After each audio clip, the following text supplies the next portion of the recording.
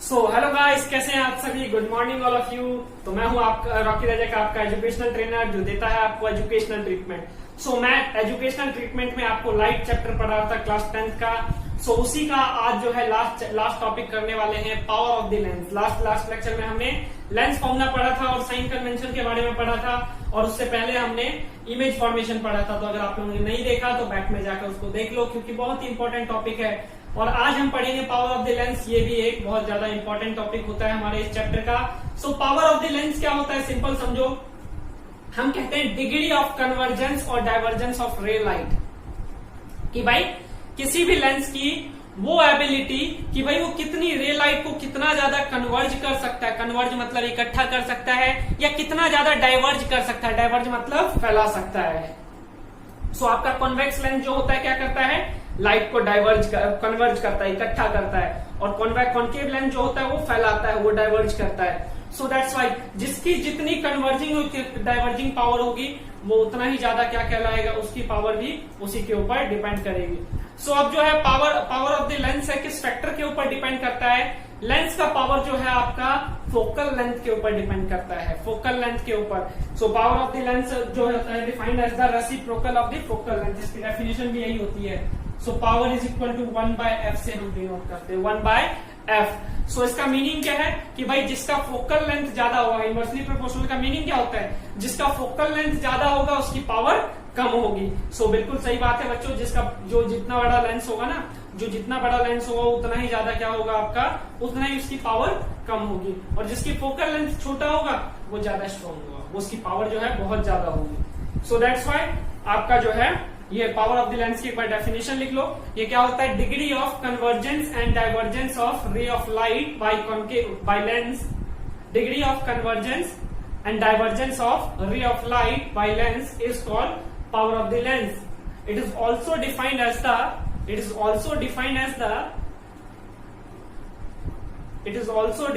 the ratio of 1 by its focal length. Ratio of 1 by its focal length. It is inversely proportional to the focal length. ये जो है inversely proportional होता है focal length का। और याद रहे ये जो फोकल लेंथ है ना वो मीटर में होना चाहिए। फोकल लेंथ आपका मीटर में होना चाहिए।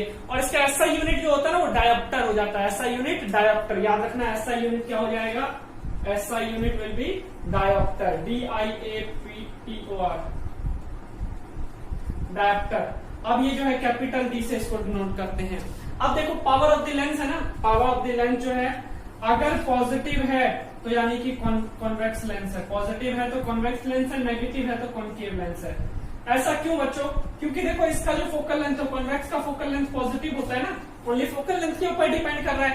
जिसका फोकल लेंथ पॉजिटिव उसका पावर पॉजिटिव, इसलिए जो है कॉन्वेक्स का पावर जो है पॉजिटिव होता है। कॉन्केव का पावर नेगेटिव इसलिए होता है क्योंकि आपका ये इसका फोकल लेंथ नेगेटिव होता है। तो आपको याद रखना है, जो जनरली हम स्पेक्स यूज करते हैं, इवन जो मैं स्पेक्स यूज कर रहा हूँ ना, ये आपका मेरा कॉन्केव लेंस है।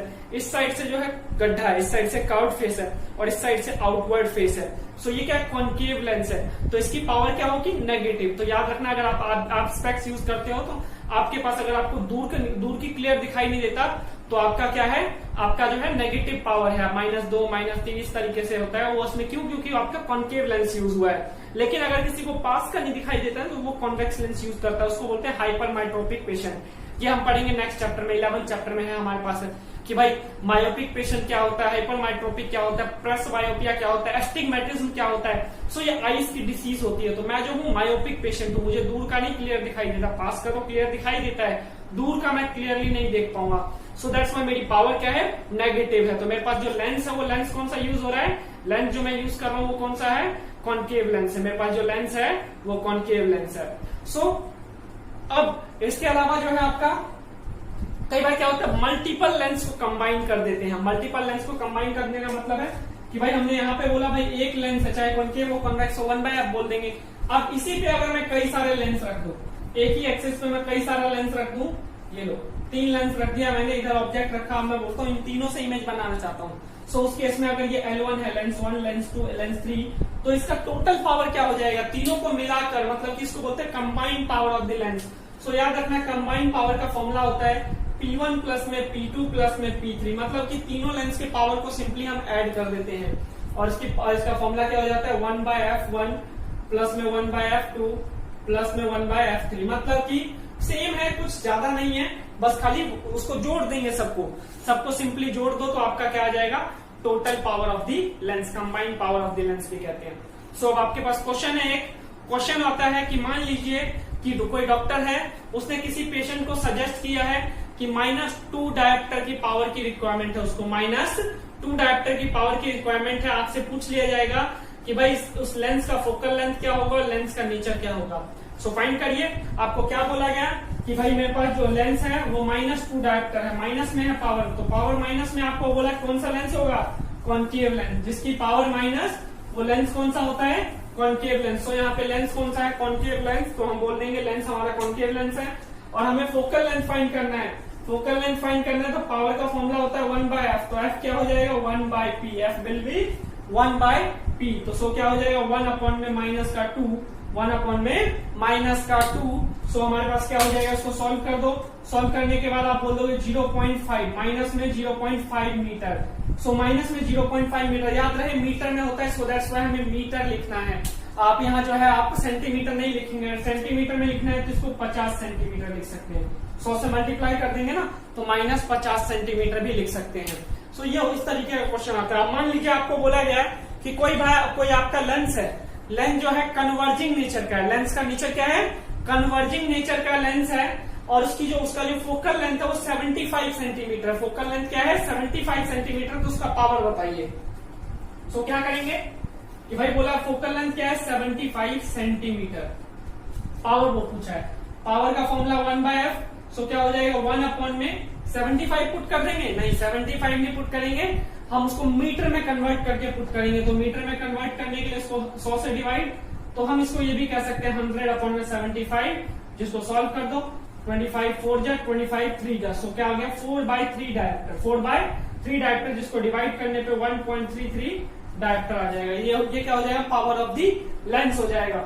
सो आप मतलब कहने का मतलब मैंने ये न्यूमेरिकल क्यों करवाया, ताकि ये चीज याद रखना कि अगर आपको जो है जो हमारा फोकल लेंथ है वो अगर सेंटीमीटर में है तो आप सिंपली है ना 100/f रख दो, 1/f की जगह 100/f रख दो, क्योंकि देखो मेरे पास क्या था, अगर मेरे पास मीटर में था तो मैंने डायरेक्ट पुट कर दिया था, लेकिन यहाँ पे उसको सेंटीमीटर में कन्वर्ट करने के लिए 100 से डिवाइड करना होता है, और जो हम डिवाइड करते हैं वो नंबर ऊपर जाके क्या होता है multiply, so that's why 100/f भी याद कर सकते हो। अगर आपका फोकल लेंथ सेंटीमीटर में है तो फॉर्मूला याद रख लेना 100/f, मीटर में है तो 1/f, नहीं तो फिर आप वैल्यू कन्वर्ट करके रख सकते हो, कोई दिक्कत वाली बातचीत नहीं है। सो आपका जो है ये चैप्टर यहीं पे खत्म हो जाता है। अभी इसके लिए जो है पूरा का पूरा क्विक रिवीजन के लिए एक ही लेक्चर में पूरा का पूरा चैप्टर खत्म करने के लिए मुश्किल से हाफ एन आवर में पूरा का पूरा चैप्टर खत्म करूंगा, अगला लेक्चर जल्दी आएगा, तो उसको क्विक रिवीजन चैप्टर जरूर देखना ताकि आप पूरा चैप्टर को एनालाइज कर पाओ प्रॉपर ढंग से। सो आज के लिए इतना ही रखते हैं, फिर मिलेंगे अगली सवाल में, तब तक के लिए दुआओं में याद रखना। Goodbye, take care.